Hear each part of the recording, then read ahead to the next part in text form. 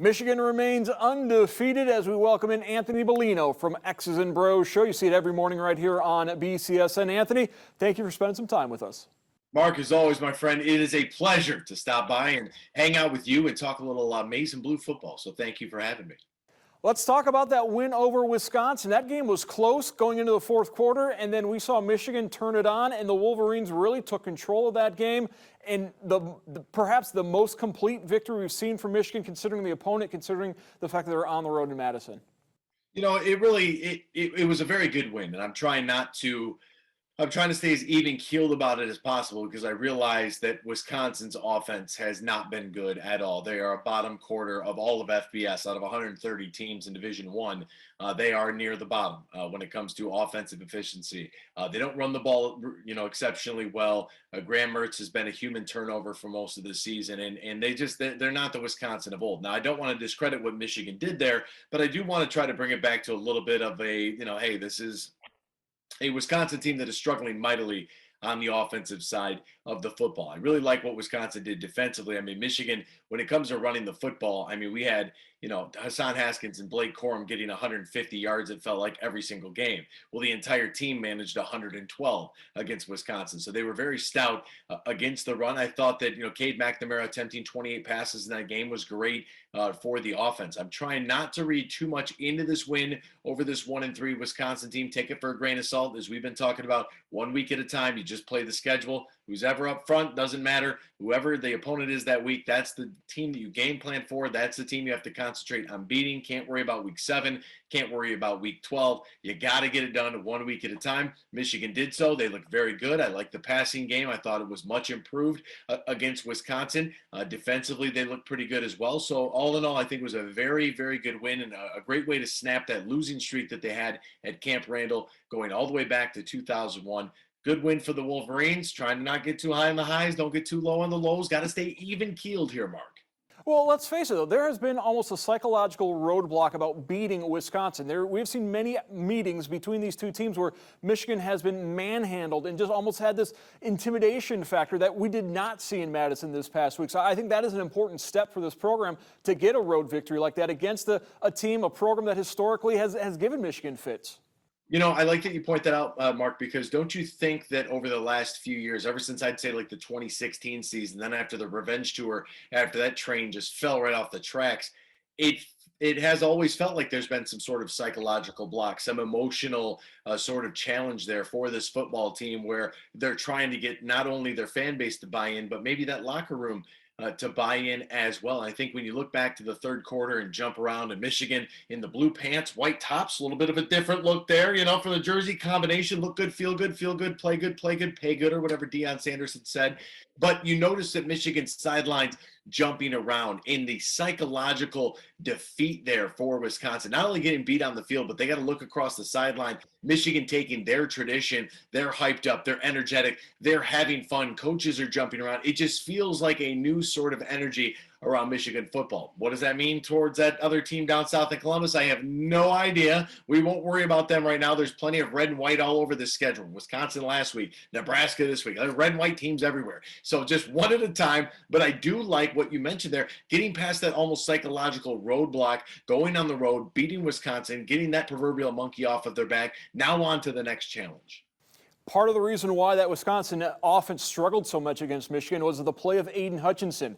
He was hurt last year. We did not get to see the full Aiden Hutchinson a year ago. We are seeing it this year, and he has been so impressive.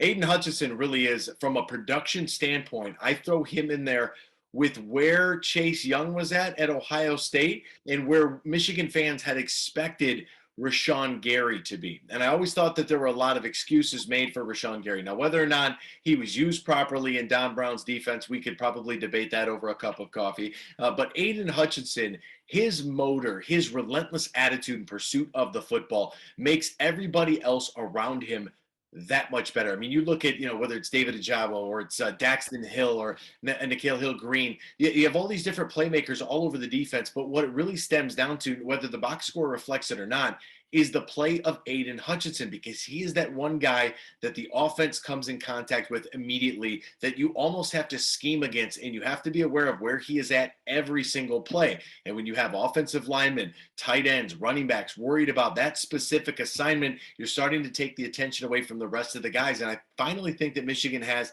enough playmakers at the second and third level of this defense to really make an impact. Corner, still young, still learning. I still think it's a area of concern, but you can alleviate that stress and concern by applying a very good pass rush, and that's what Michigan did. I read somewhere 29 dropbacks for Wisconsin, 29 pressures. That's sacks, hits, and overall quarterback pressure on Wisconsin. That is just dominance right there by Michigan, being able to use the blitz, and that makes sure that the secondary doesn't have to spend 3 days in coverage. You give a quarterback time, he's going to find wide receivers. You rush a quarterback, you blitz a quarterback, great things happen if you can get to him. Now, I don't think anyone is suggesting that Michigan goes the Toledo route and goes to a true two-quarterback system, but we did see quite a bit of J.J. McCarthy against Wisconsin. We saw him move the offense as well. Is that any type of condemnation on Cade McNamara, or is that just more giving J.J. what he has earned through his practice? You know, for the J.J. McCarthy comes in, and the touchdown pass that he threw, we're sitting there watching him. I'm with a group of people, and there's 5 minutes and change left. And I said, we need 38 points on the board before the 4-minute mark. And one guy looked at me and said, you run the ball. What are you talking about? Run the ball, run this thing out. The game's over. Keep possession. I said, I want to see him throw it, throw the football. And what did he do? He threw the football, and it was a touchdown. And I'm not going to lie, Mark, I was the smartest man in the room one time in my life, and it felt wonderful, let me tell you.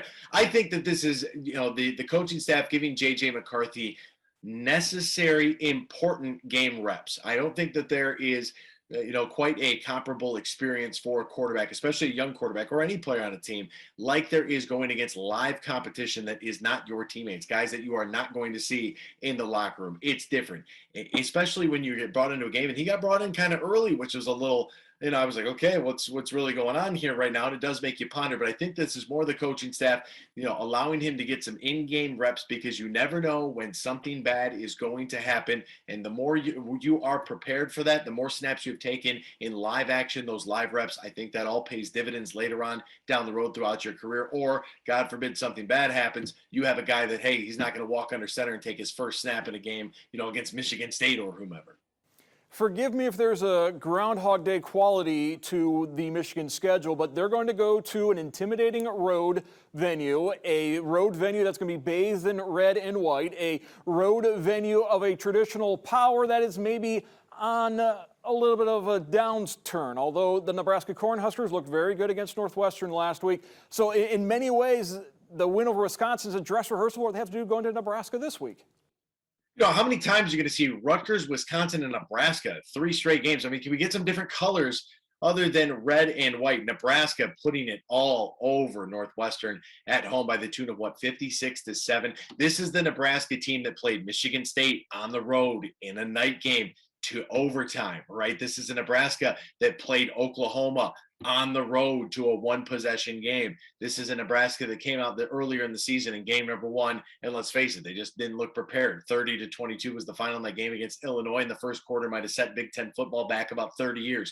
Nebraska is so much better this year than where they have been under Scott Frost so far. I think if you're a Cornhuskers fan, optimism is at an all-time high right now with the direction that this program is going. Even if it doesn't necessarily accumulate in the wins and loss column, I think that you're seeing Nebraska much more competitive in games a couple of years ago that they would have gotten blown out in. Face it, like they would have been Northwestern, like they treated Northwestern last week. It would have been, a road game at Oklahoma. They're getting beat 56-7. They go to Michigan State in a night game. They're losing that game 35-10. This is a whole new Nebraska team that's very formidable, and I think that needs to be taken very, very seriously if you're a Michigan player, especially for the fan base. You can't look past Nebraska for sure.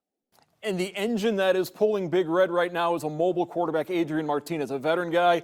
We have seen what he can do. He has been very much up and down, but he's going to provide a significant challenge to this Michigan defense.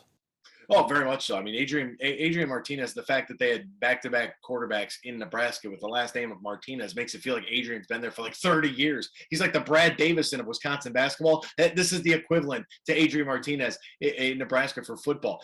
What he is able to do, not only throwing the football, but also with his legs, having a dual threat quarterback. I really think this is a great game for Michigan to be able to get some tape on a guy who has the ability to move the football with his legs out of the pocket, which means you have to stay disciplined, right? Michigan can bring the house at a guy like Graham Mertz because where's he going? He runs like he's got cinder blocks tied to his legs. And that's coming from an individual who's rather slow. So I know slow when I see it, Mark.